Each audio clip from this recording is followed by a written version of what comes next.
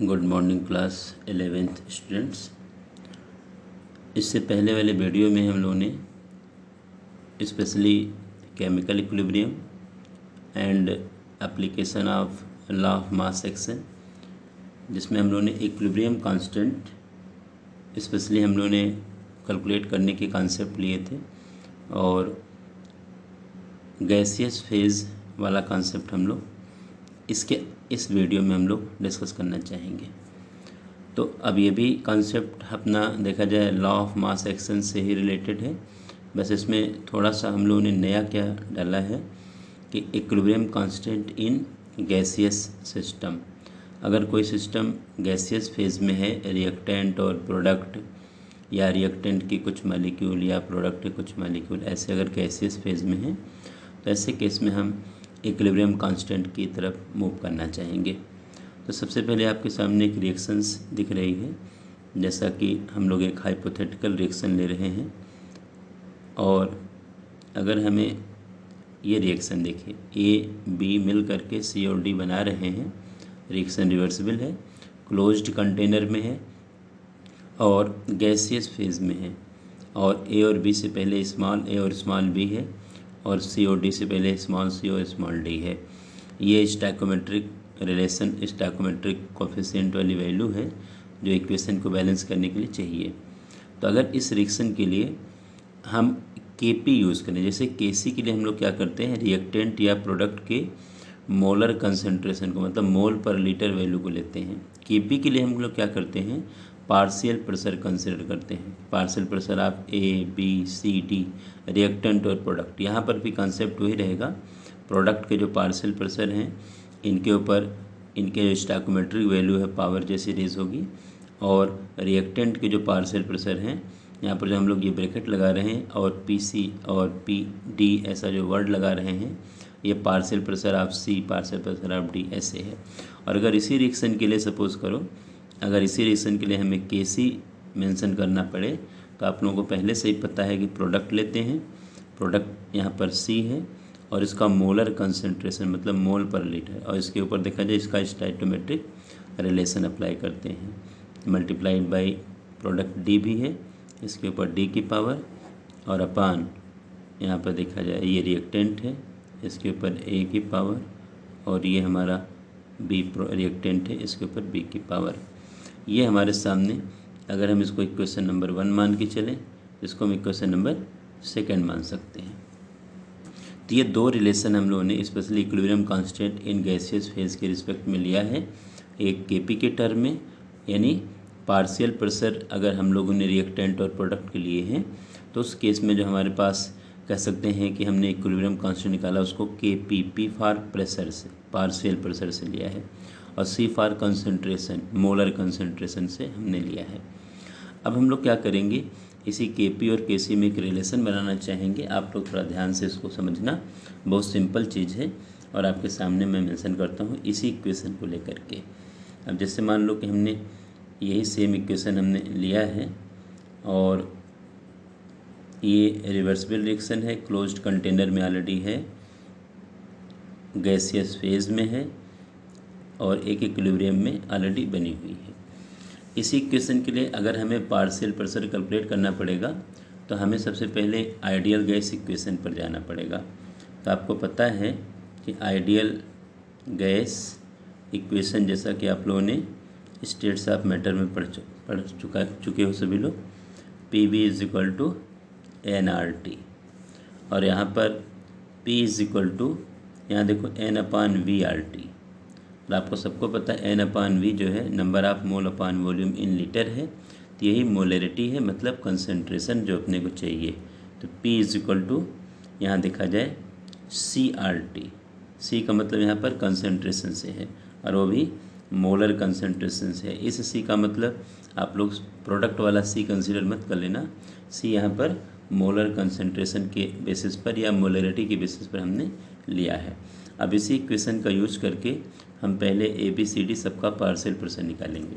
तो आप थोड़ा ध्यान से देखना, यहाँ पर अगर हमने पार्शियल प्रेशर यहाँ पर हमने ले लिया है पार्शियल प्रेशर ऑफ ए, जिसको हम लोग पी ए से डिनोट करेंगे, अब आपको देखा है यहाँ पर ए का मोलर कंसंट्रेशन लेके चलेंगे इनटू आर टी। जैसे हमारा इक्वेशन जो है P is equal to C R T, यहाँ सी क्या है, कंसंट्रेशन है, मोलर कंसंट्रेशन। तो अगर हमें पार्शियल प्रेशर ए कंपोनेंट का निकालना है जो कि रिएक्टेंट है, जिसको हम लोगों ने पी ए से डिनोट किया है, तो यहाँ पर concentration of A into R T. ऐसे ही पार्शियल प्रेशर अगर हम बी का निकालना चाहेंगे तो देखो पी बी आएगा, यहाँ पर बी का मोलर कंसंट्रेशन लेके चलेंगे इनटू आर टी। ऐसे पार्शियल प्रेशर हम सी का निकालना चाहेंगे तो यहाँ पर देखो पी सी आएगा, यहाँ पर सी का molar concentration into are T.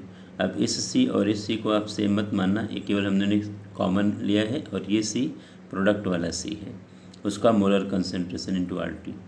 और ऐसे पार्शियल प्रेशर आप डी अगर हम लेके चलेंगे तो ये देखा जाए पी डी आएगा और यहाँ पर डी का मोलर कंसंट्रेशन लेके चलेंगे इनटू आर टी। अब हम एक काम करेंगे, ये जो पार्शियल प्रेशर वाली पूरी वैल्यू है इसको इक्वेशन नंबर 1 में पुट कर देंगे। यहाँ पर देखा जाए तो हम लोग ले लेते हैं यहाँ पर putting the value of P A, P B, P C and P D in equation first we get. अब आप देखो इक्वेशन फर्स्ट में अगर ये वैल्यू हम पुट करेंगे तो इक्वेशन फर्स्ट हमारे सामने लिखा जाए ये है, पार्शियल प्रेशर ऑफ सी के ऊपर सी की पावर लगी है, स्टोइकोमेट्रिक कोफिशिएंट को हमने पावर जैसा रेस किया है। तब यहाँ पर देखो हम के पी इज इक्वल टू, इसमें देखो हम पहले पार्शियल प्रेशर ऑफ सी है, अब पार्शियल प्रेशर ऑफ सी हमारे सामने ये आया है, यहाँ पर देखो concentration of C into R T को हम लोगों ने पूरा देखा जाए इसके ऊपर पावर सी की लगेगी, क्योंकि पार्शियल प्रेशर ऑफ सी की पावर सी है और ये पार्शियल प्रेशर की वैल्यू हमने ले रखा है इनटू। अब आप देखो यहाँ पर हम लोग डी को लेके चलेंगे, पार्शियल ये डी पी डी लेना है तो partial pressure of D into R T, partial pressure निकालने कंसंट्रेशन ऑफ डी। तो हमने ये जो हम स्क्वायर ब्रैकेट लगा रहे हैं ये मोलर कंसंट्रेशन है और आर टी, इसके ऊपर देखो हमने डी की पावर लगा दी अपान। अब इसी तरह से ए और बी के लिए हम लोगों ने ये कंसिडर कर लिया, तो देखा जाए यहाँ पर active mass of A into R T के ऊपर ए पावर लगा दी और active mass of B into R T के ऊपर देखा जाए हमने बी की पावर लगा दी। तो ये तो हमारा के पी बन गया। अब एक काम करेंगे, सी डी ए और बी इनको एक साथ ले आएंगे और आर टी को एक साथ ले लेंगे। तो थोड़ा आप ध्यान से देखना, तो के पी इज इक्वल टू हमारे सामने क्या आया, एक्टिव मास ऑफ सी। जब आप इस ब्रैकेट को ओपन करोगे तो स्टोइकोमेट्रिक देखो सी लगा है तो यहाँ पावर सी लग जाएगी into active mass of D के ऊपर देखा जाए हमने डी की पावर लगा दी क्योंकि यहाँ देखो डी की लगी है इनटू आर टी, और आर टी पे यहाँ पर देखा जाए सी प्लस डी, ये जो हमारे पास पावर है ये सी प्लस डी हमने एक साथ प्लस कर लिया अपान। यही कंडीशन हम रिएक्टेंट वाले केस में आएंगे, तो एक्टिव मास ऑफ ए के ऊपर ए की power into active mass of B के ऊपर देखा जाए बी की power into R T A plus B, ये इसकी पावर है। अब आपको ध्यान से देखने से ही लग रहा है कि P is equal to active mass of C की power C, active mass of D की power D upon active mass of A की power A, active mass of B की पावर बी। ये पूरा का पूरा जो रिलेशन हमारे सामने है इक्वेशन सेकंड में, इसके जगह पर हम के सी लगा सकते हैं। इसके इस पूरे यूनिट में के सी हम मेंशन कर सकते हैं। तो के पी इज इक्वल टू देखो हमने के सी लगा दिया इक्वेशन नंबर सेकंड के हेल्प से इनटू आर टी। लेकिन आर टी में देखा जाए ये हमारे पास सी प्लस डी माइनस, नीचे से ऊपर ले जाओगे तो माइनस हो जाएगा ए प्लस बी, ये हमारे सामने टर्म बनेगा। इसी को हम डेल्टा एन से डिनोट करते हैं। तो के पी इज इक्वल टू देखो आ गया के सी इंटू आर टी, और आर टी के ऊपर पावर जो है डेल्टा एन, यही हमारा एक रिलेशन है। डेल्टा एन डेल्टा एक्स हम कुछ भी ले सकते हैं। इस रिलेशन को आप थोड़ा ध्यान से समझिएगा क्योंकि ये रिलेशन कभी कभी हम लोग पूरे 2 मार्क्स में आपके सामने पूछते हैं। बड़ा सिंपल सा रिलेशन है। अब इसमें ध्यान रखने की ज़रूरत ये स्पेशली है कि डेल्टा एन क्या है कि number of gaseous product molecule है, प्रोडक्ट मॉलिक्यूल्स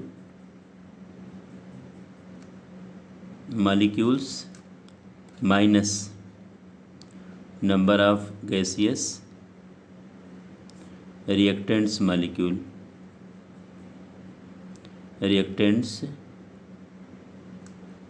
मॉलिक्यूल्स, ये अपने डेल्टा एन की वैल्यू है। तो कहीं अगर अपने को डेल्टा एन कैलकुलेट करना पड़ा किसी रिएक्शन के लिए, तो कितने प्रोडक्ट मॉलिक्यूल हमारे गैसियस मॉलिक्यूल प्रोडक्ट में है माइनस कितने हमारे गैसियस मॉलिक्यूल रिएक्टेंट में है, इसी की वैल्यू है। तो ये वैल्यू हम पुट करके बड़े आसानी से केपी और केसी के रिलेशन की बात कर सकते हैं।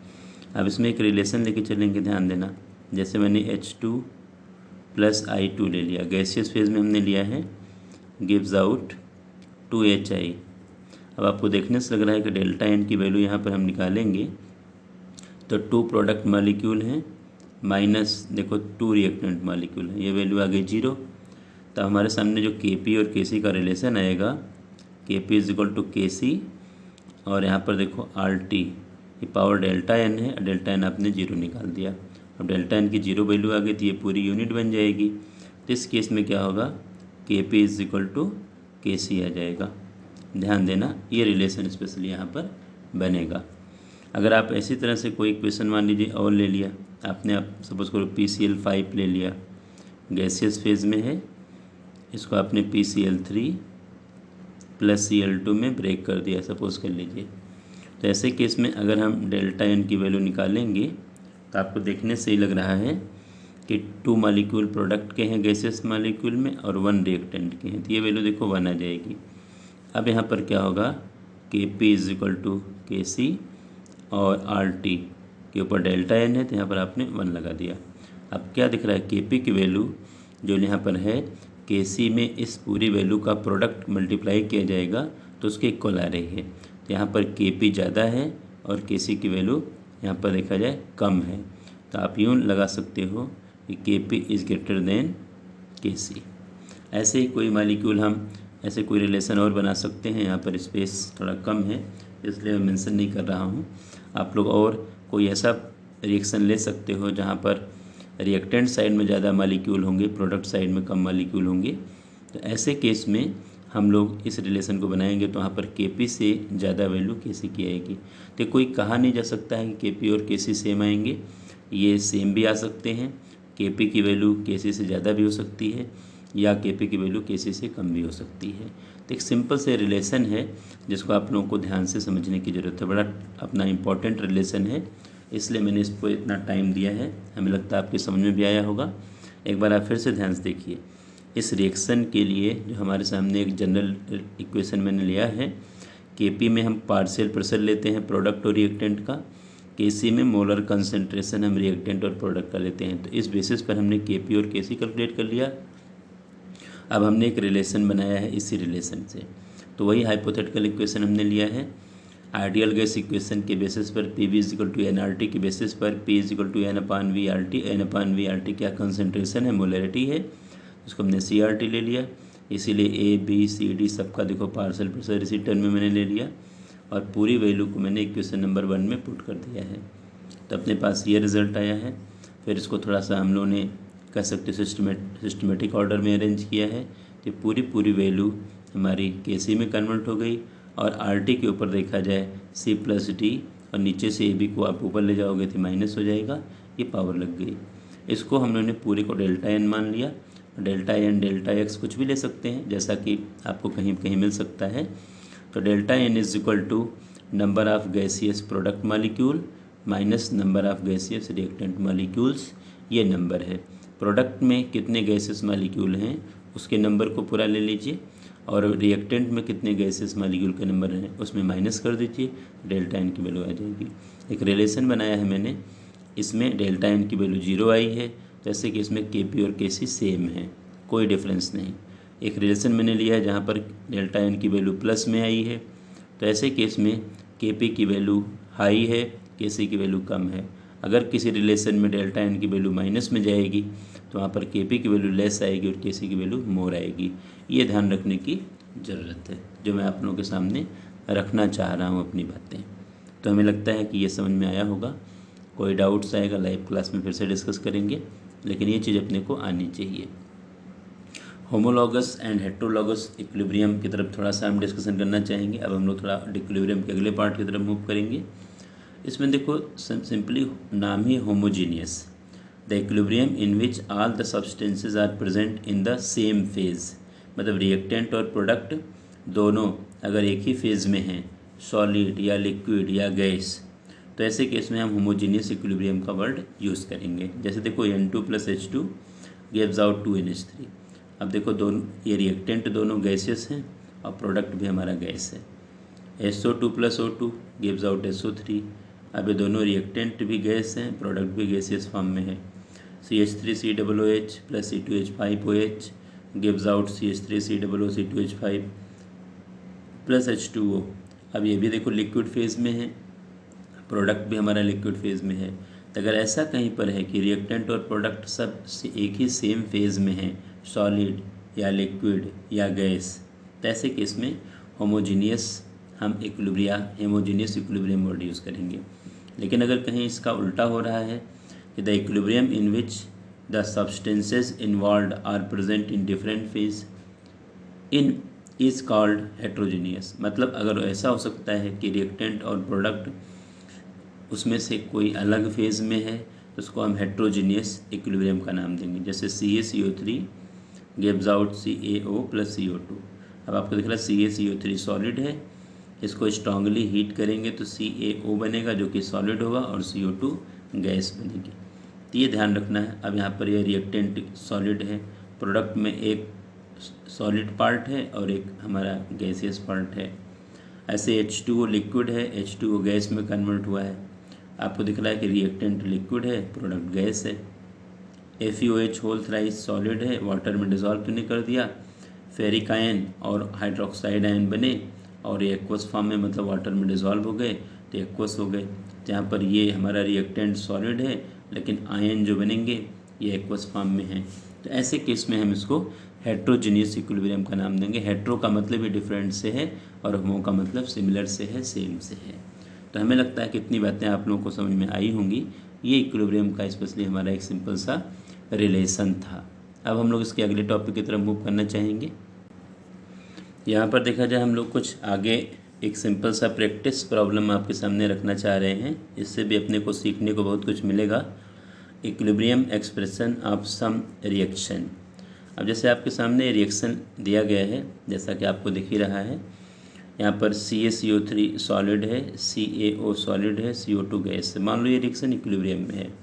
इसके लिए हम लोग अगर Kc यूज़ करेंगे, इक्विलिब्रियम कांस्टेंट की बात करेंगे, तो आपको देखने से लग रहा है कि active mass of CaO into active mass of CO2। देखो एक्टिव मास का मतलब आपको पता है, active mass means molar concentration, mole per litre value, अपान यहाँ पर CaCO3 जो कि हमारा प्रोडक्ट है, रिएक्टेंट है।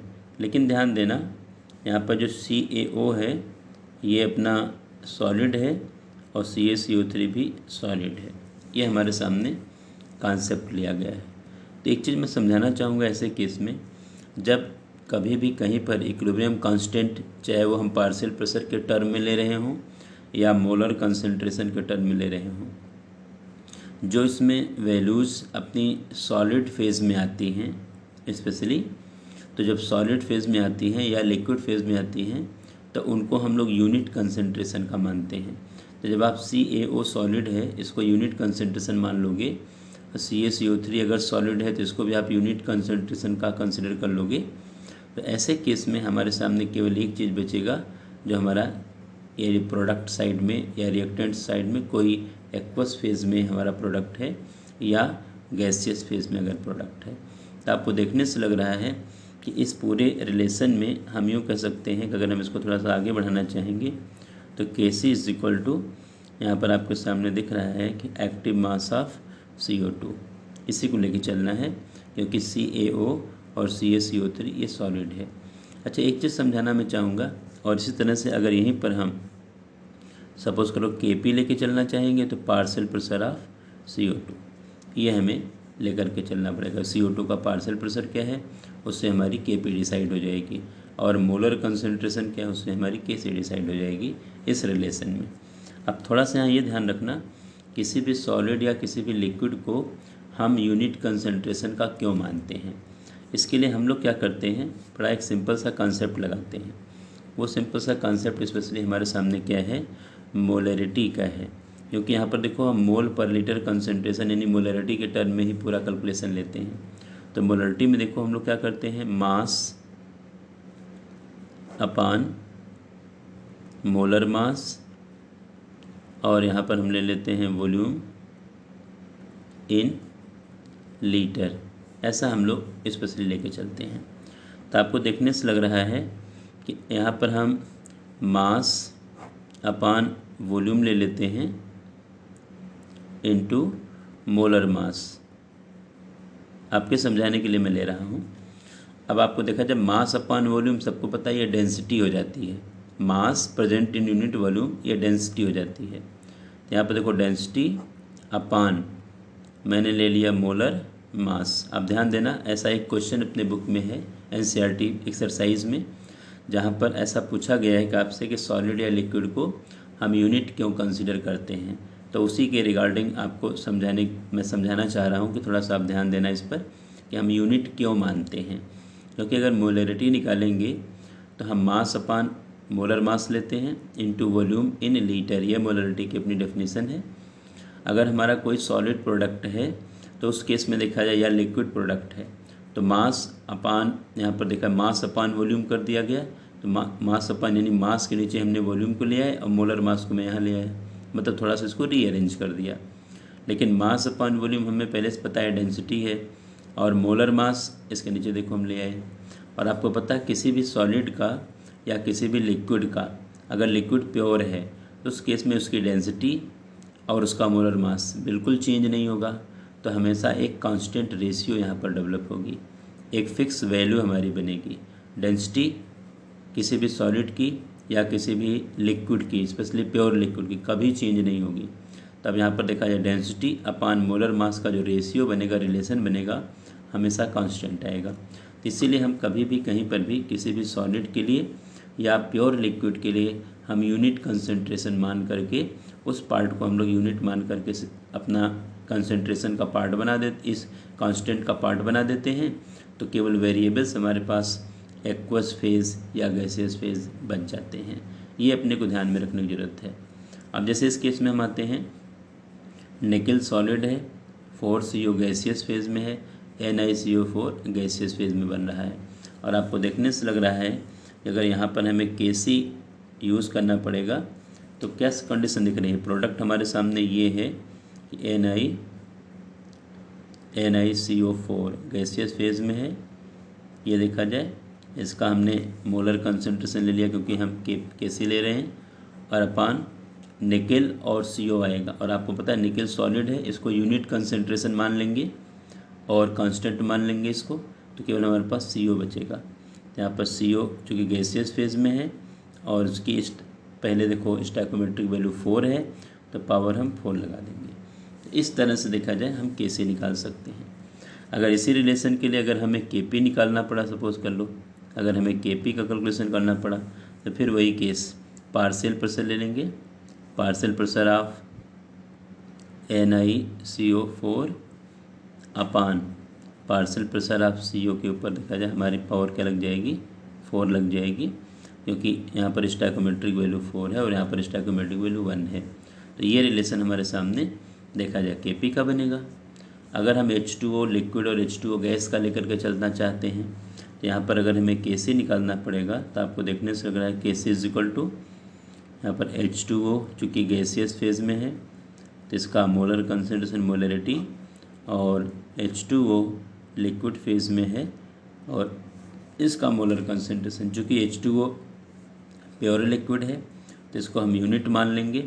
तो आपको देखने से लगा अगर हम यूनिट मान लेंगे तो Kc इज इक्वल टू, ये तो यूनिट हो जाएगा, तो उसके बाद केवल concentration of H2O gaseous phase का ये आएगा, और Kp यहाँ पर लेने के लिए क्या हो जाएगा, पार्शियल प्रेशर ऑफ H2O जो कि गैसियस फेज में हमने ले लिया इसका पार्शियल प्रेशर।